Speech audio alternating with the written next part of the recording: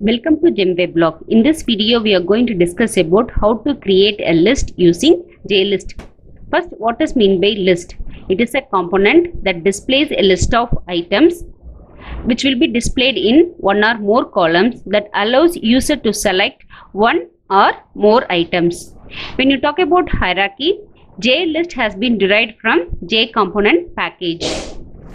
Now, we'll discuss how to create a list using JList class.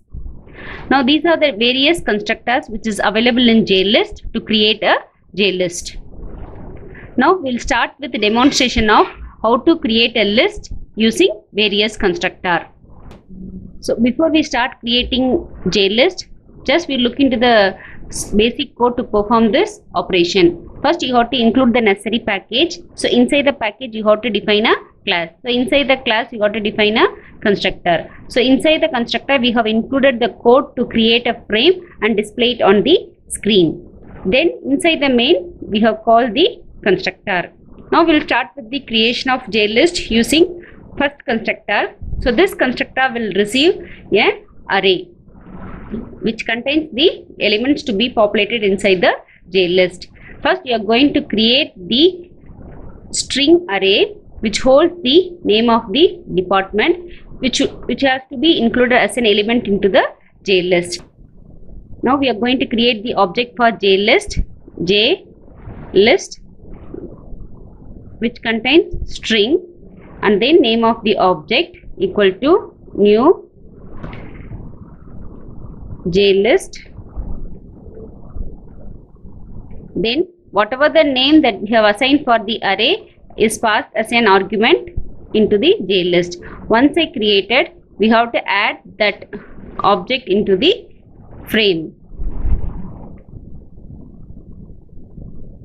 Now you can able to see the list of department has been displayed on the frame. Next we are going to look into the method set list data. When we are going to use this? Suppose we are creating the list with no argument. Now we are going to create the JList using the constructor which will not receive any argument. Now how we are going to populate the elements into the empty list means using set list data, JL dot set list data, and then you have to pass the array name that we have created. So here department is the array name that we have created. Now we have passed it as an argument. Here we didn't pass any argument into the constructor. So you could see the name of the department has been displayed. Next we will see how to create the JList using third constructor. Here this constructor will receive the list model object as an argument. For this you have to create the default list model object. So for this you have to use default list model class of type string. So once you created the object for this class, first you have to add the element into it. Add element. So first you have to include the name of the department that you are going to include in the list. CSE, next IT, next EEE,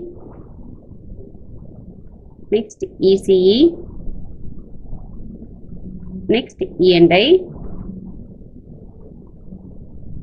next MTS, mechatronics.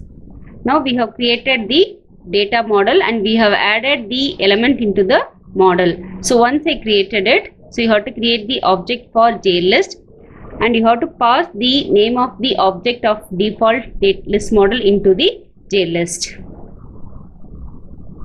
Now whenever you are using default list model, you have to include the package.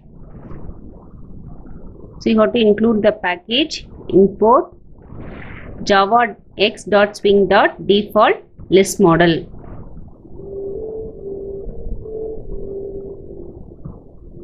Now you could see the list of department has been included into the JList. Next, we will see set model. Now when you will use this model means here whenever you finished creating the list model, here I am creating the JList using constructor with no argument. Now how will I populate the element that has been created using list model into the JList means JL dot set model of name of the model that you have created. Similarly, how we have done before for set list data. Now you could see the JList has been included with the set of elements. Next we will see how to create the JList using vector components. Same thing, instead of list model, we are going to create vector component. Vector, same thing, it is also a string component. Model equal to new vector of string. Here we have added the element into the vector using add elements. So once you are done it, we are going to pass the object into it. So whenever you are using this, you have to include java.util dot.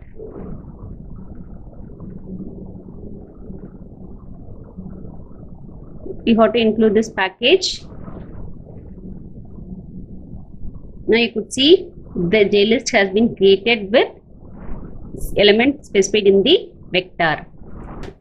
Now if the JList has been created with the constructor with no argument means, then how will you populate the JList with the element that has been created using vector class means JL dot set list data. Similarly what you have done earlier for the first method.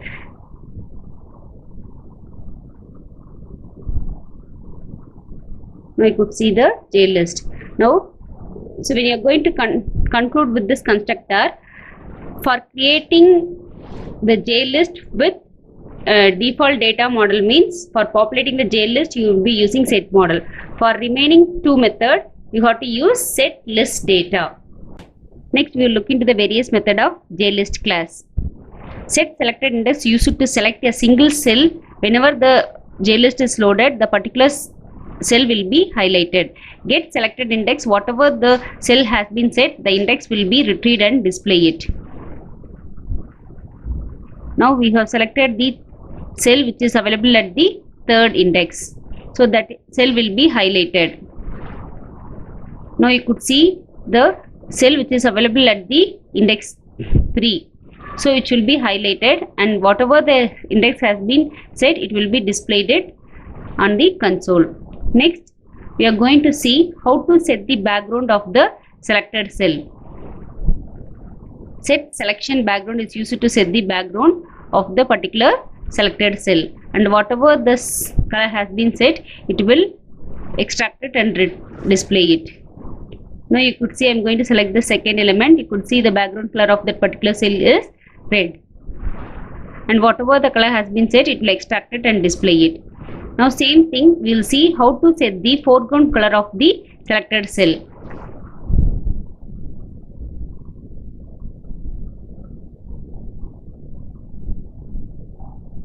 Now whenever the cell is selected, you could see the character of that particular cell is changed to red. Next we will see how to set the visible row count property using set visible row count method.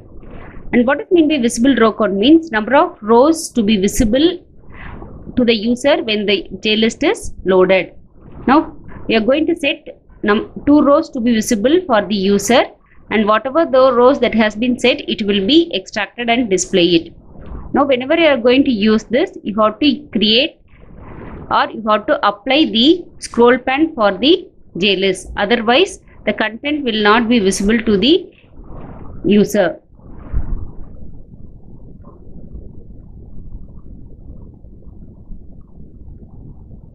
So you could see when the number of rows goes beyond 2, the scroll pen will be appended, so that you can able to view the remaining content using scroll pen. Now the number of rows which can be visible to the user is 2.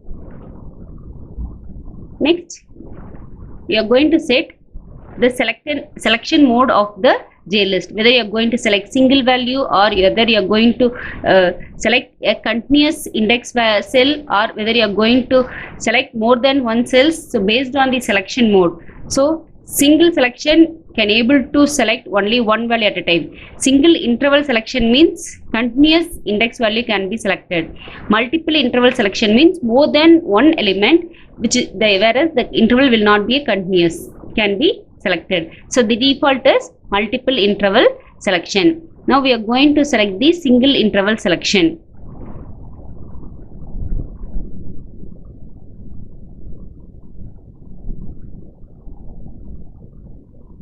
So I can able to select continuous cells in the JList, and whatever has been said, the index value will be displayed on the console. Next, we are going to set the height of the each cell for the whole JList using set fixed cell height, so that the height of all the cells will be common to 20. And whatever the value has been set, it will extract it and display it on the console using get fixed cell height. Now we have set the height as 20. Next, how to set the width of the cells using set fixed cell width. So we have set to 20.